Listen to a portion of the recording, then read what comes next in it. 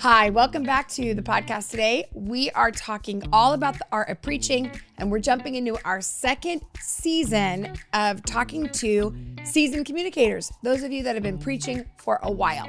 Now, statistically, we find that people are preaching, they're speaking a lot. In fact, studies show there's about 300,000 messages that go out just in the United States every single week. We're talking kids ministry, women's ministry, announcements, preaching, youth pastors. Like, there are thousands, hundreds of thousands of messages that are being preached all over. And then collectively, data shows that there's well over 1 million messages every week that are going out around the world from these faith communities. And so I think it's very important that we begin to talk about the topic of preaching, not just the idea of it, but really the practical parts, because even as you look at all those mass numbers, really about 2% of everybody who's on that place of influence, in that place of influence, or on a mic or on a stage, have had any sort of training.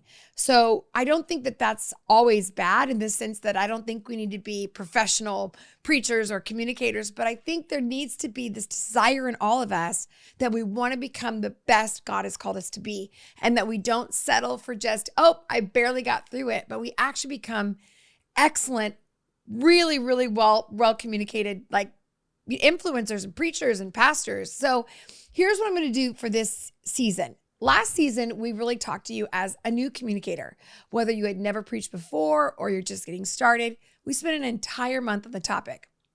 And this month is for all of you that have preached, that have been preaching. And I know there's a crew of you, including myself, that we don't really get messages around that or content around that, because we just we're doing it. We're in the trenches. We're making it happen every week. We love it. But I want to talk to you about 4 areas this season, this month, that I think will really help you as a seasoned communicator. And again, I'm still growing. I'm still learning. So I don't expect you to have it all together. I need this content just as much as you do. So what I want to do today is I want to talk about finding your unique voice again. Finding your unique voice again. And what I mean by that is, as you begin to communicate, like I've been communicating for over 30 years. So Havilah at 19 is very different at Havilah at 47. Like, my voice is very different, but there's a slippery slope and there's a danger to it. And I want to take us back to the idea of why it matters to find our voice again, to make sure that it's authentic and who God's called us to be. And we're not mimicking the idea of who we think we should be, or we don't get caught up in this kind of what people want from us and going back to that call, that thing that called us to communicate. So what I want to do is I want to make sure you understand and remind you that borrowed voices don't carry breakthrough. They don't. They sound great. People get inspired. They love it. But it's only when we come from a place of authenticity and personal breakthrough that we can actually give what we carry. And that is very important. You see, God is not asking for you to sound right or to do it right. He's asking for you to bring yourself, the person he created in you. And in a culture where there's a lot of voices, we have to really stay true to who he's asked us to be. And so I can go back to when I'm this 19-year-old girl who doesn't know she's going to preach for decades, doesn't know that she's going to actually speak in front of hundreds of thousands of people. She had like a youth group of 12, right? And I remember this young woman, and I didn't know that this would be something that, I don't know, there was a difference between doing and then there's a difference between like becoming. And so I was speaking, I was doing the act of teaching and speaking, not very well, mind you, pretty disastrous. But then I think over the years, I became a preacher. I became somebody who was able to digest the word and bring it to others to help them nourish themselves. That was something God had given me, but it took a long time to figure out how to do. And so what I want to do is I want to remind us as communicators that we have to really hold back for mimicking what the culture wants us to sound like, or sounding like our favorite communicator, or sounding like what everybody in our church thinks is the best. You're so funny at that moment, or you were so powerful at that moment, or I loved it when you got that fiery. But really asking ourselves, was that a moment? And am I now chasing that moment or chasing that sound or chasing that direction but is it really who God's called me to be? And that's going to be a tension that you and I hold as communicators.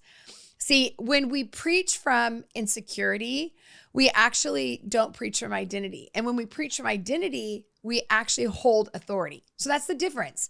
And you can see it. It's not always obvious in how someone communicates, but as they're beginning to communicate, if they're insecure, they're unsure, they don't even want to be there. Have you ever seen a communicator that doesn't even want to be there? I have. And you get the sense that, yeah, you're saying all the right things. You're quoting the scripture. You're giving me the analogy.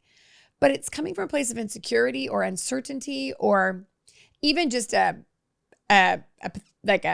passive, like, I don't know, I'm just doing this, versus somebody who has the identity of it, that carries it as if they're an athlete and they've brought their very best to the field and they're coming ready to give it their all. Even if they don't win at every game, they're here to be a team player and they're here to bring their very best.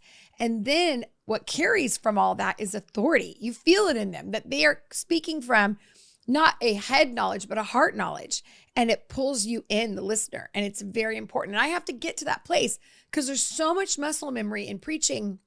You can get stuck in just going, well, I can do it and not engage my heart, or I could actually require my heart to be engaged. And that might mean I'm going to get emotional. It might mean that I stumble over some of the things I'm going to share because I didn't plan it out perfectly, but I don't want it to be slick. I don't want it to be perfect. I want it to be who God's called me to be, authentic. And I want the same for you as well.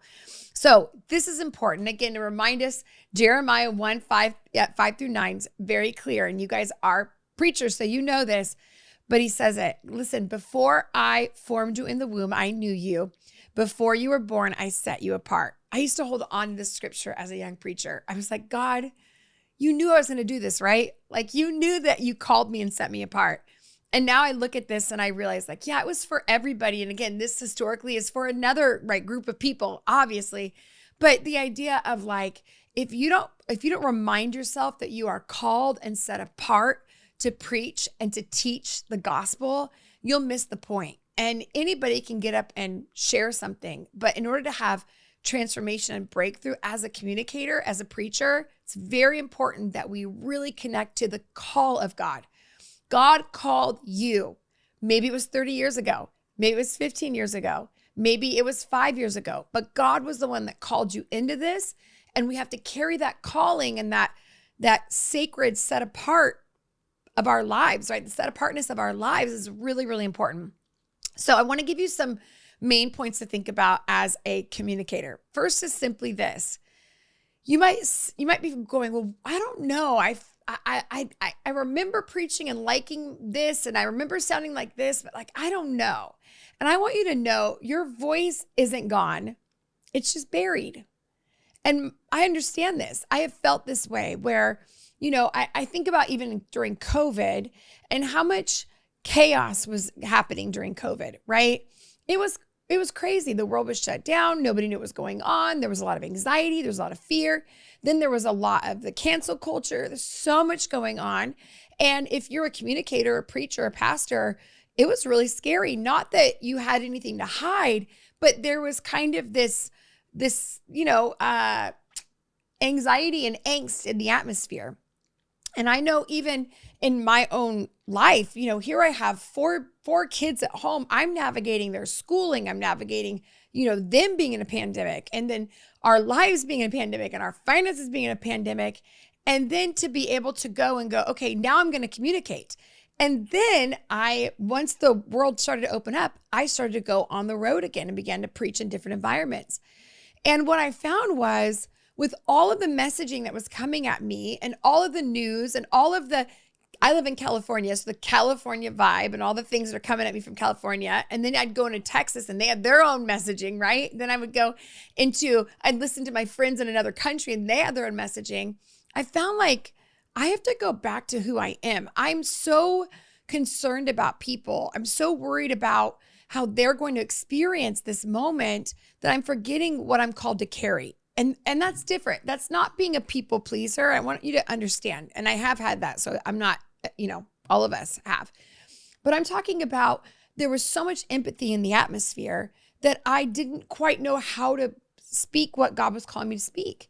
And I had to go back to, wait a minute, I need to be the person God's called me to be. I don't need to be the voice of empathy over here and the voice of championing this over here. Like, I need to go back to the specific call that God's called me to. And I just felt my voice getting buried by all of the things that mattered, but they couldn't be filtered through the voice that I had. So very, very important. There are layers of expectation that we get buried in, layers of performance that our voice can get buried in, layers of comparison. It's when you least expect it. You think, listen, I'm just in my lane doing what God's called me to do. And then someone says, you know what, I would love it if you would, or you know who I really thought was amazing was this. And you're not an idiot. You don't go, well, I don't care about that. No, you go like, yeah, I actually really love that too. And then you start to do the process of, well, could I add that in? Or, if they need that from me, I want to make sure that I'm giving them what they need. And it can just get heavy. And so part of the call, and I think the reminder of Jeremiah, is to go back to the very origin of the call and to say, okay, God, you knew me in my mother's womb well before any of these people knew me, well before I pastored any of these people. Remind me of the voice you gave me, even as a young man or a young woman. Remind me of that. And I want to go back to the origin of that, because that's where the calling is, that's where the identity is, and that's where the authority is. And that's what's shaping my voice. And we lose it. So sometimes we don't need to find our voice. We just need to uncover it, specifically as communicators. If you're new, you're finding your voice. If you're like me, we have to continue to uncover the voice that God's given us. And again, secondly is this, you just really can't borrow someone else's fire and expect to light the room. You can't preach somebody else's message and expect it to transform the room. You've got to really have the authentic connection.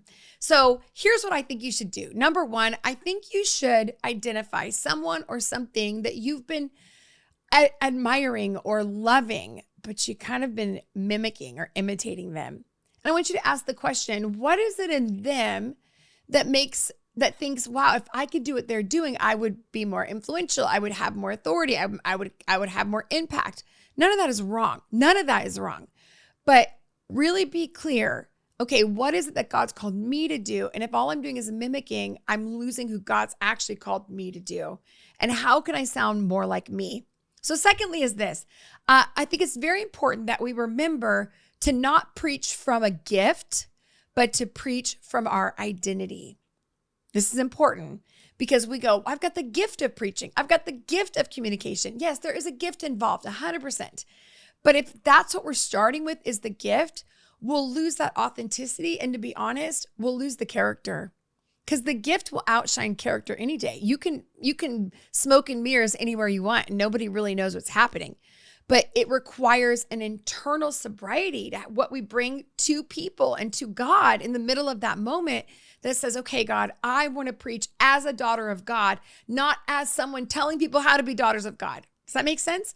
I don't want to say, here's what a daughter of God looks like when she's doing great. No, awesome. Do your thing. But for me personally, I have to actually have that filter inward that says, if I'm going to ask other people, or I'm going to tell other people this is what God is saying, or this is what works in scripture, I better be living it out. And that requires identity. And that requires me to not allow my gift just to impress other people, but to allow the identity God's given me to transform all of us together. You see, a disconnected gift is all about performance. And you see it. You see it in people. They're really entertaining. They're very interesting. They can even feel spiritual. You can even have a aha moment as they're preaching. And yeah, that's awesome. But there's something about it doesn't last. And it's because they're disconnected. They're using a gift, but they're saying all the right things, but something internally doesn't connect because it's not coming from authenticity. So again, it's not about being cool and polished and perfected. It's about being authentic, but listen, not just authentic, obedient.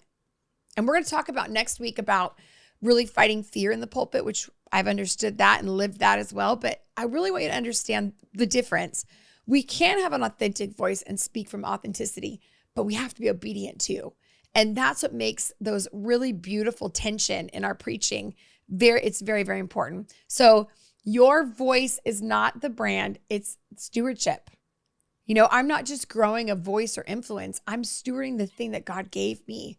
And whether people love it or a few people love it or a lot of people love it, it's regardless. My job is to steward the thing God's given me, to bring my best into every environment, to preach to preach the message that I've been living out and hope to inspire others to live. That's what really matters. Very, very important.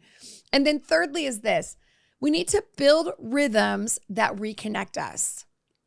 So as seasoned communicators, we need to build rhythms that reconnect us. So you can't preach from a healthy spirit if your soul is just off, if it's not connected.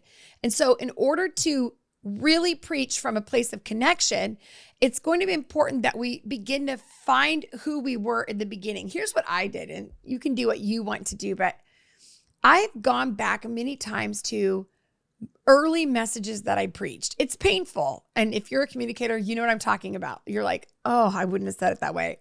Oh, that wasn't even theologically like exactly what Paul meant or whatever it was. But there's something about it where when you watch yourself as a young communicator, you see this part of you that's risking it all and being you because you don't know what's at stake. You don't know exactly how it's all going to work out. And there's something raw and real about it. And so I recommend that you go back. So that's one thing that I've done is I've gone back and looked at my message notes of 20 years ago. And they're funny, they're simple, they're not profound. I'm not preaching off those notes, but there's something about my notes that I've made that are like me, that God spoke that to me. And it's something I've shared for 20 years, but I remember writing it in that ink because it was authentic. It was that moment when he shared it with me at that moment. Another thing that I like to do to reconnect the voice is I like to go back to the men and women that inspired me to preach. I like to go back to those that, have that part that says, remember when you sat and listened to these men or these women and you thought, one day I think God's called me to do that. I don't know how, I don't know when, I don't know where it's going to happen, but I know this is on my life. And I like to go back and listen to some of that and remind myself. It's like going back and watching your old wedding video, right? You're like, oh gosh, that girl, she learned a lot or he learned a lot. But there's something really beautiful about the origin of reconnecting to when God was speaking to you. As a young communicator, I was a house cleaner. And one of the things I would do is I would bring a tape player with me and I would bring all of these message series on tapes. They were numbered, right? They would come in tape packs. You have to be really old. And there are these plastic packs and you'd open it up and all the tapes were numbered and you would have to put in the tape in order because there was no intro or outro. You would just start preaching. I mean, tape 3 was just someone continuing. And so I would bring these packs with me and I would clean houses for hours. I would clean homes and I would listen to these messages. And there was something about just remembering, wow, this is what it was like. I can go back and remember the one that God called, the one that God was speaking to as I would be scrubbing a floor and crying about what God was speaking to me at that moment. It's just profound. So as a communicator, I want to remind you to stop getting on autopilot. Stop just going to the next thing and the next motion. And I want you to go back and remember you are a son who was called. You are a daughter who was called. God did not ask you to be, he's not a stage parent. He's not somebody up there going, okay, next week, let's get it going. Do it better, be funnier, No, he's saying, okay, I called you. And if I called you, I'm going to carry this in you. And so the best thing we can do is go back to that origin, that reconnection to say, okay, God, remind me of the person you called me to be in my mother's womb all the way until today. So your voice is still there. It's waiting on you to be honest, to be aligned, and to get back in the room where God is, to get back where he is calling you to. So it's not just about being loud. It's not about getting an applause or getting an invitation or getting a room full of people. It's about an assignment. You and I are assigned to carry the gospel, the word of God, through our mouths. There's no more value than anybody else. Everyone has value in the kingdom. But ultimately, this is an assignment and a stewardship. It's not a performance or a platform. And that is critical. I know a lot of you know this already, but I'm reminding myself and everybody else about it. So I want to say this. This is important to this week. If you are a communicator and you're trying to get back to that place, like I said, go find some of your old messages. Go listen to some of those old men and women that inspired you and reconnect with the person God called all those years ago. If this episode has stirred something in you and you're enjoying it and you think, I need this in my life. I got a lot of things. I'm prepping a message for this week, or I'm writing a book for this week. I really want to encourage you to pop back into next week's episode, because we're going to talk about preaching like you're not afraid. We're going to talk about going after those things that you're called to speak, but how do we do that? How do we get back to courage? How do we remind ourselves that God has not given us a spirit of fear, but of love, power, and a sound mind? I love you guys. Thanks for being here. This is The Art of Preaching. And if you know someone who preaches, or you got a friend or a spouse that's preaching, make sure you share this episode with them, because we're going to spend the next couple weeks on this topic specifically for my communicators. All right. I love you guys, and I'll see you next time.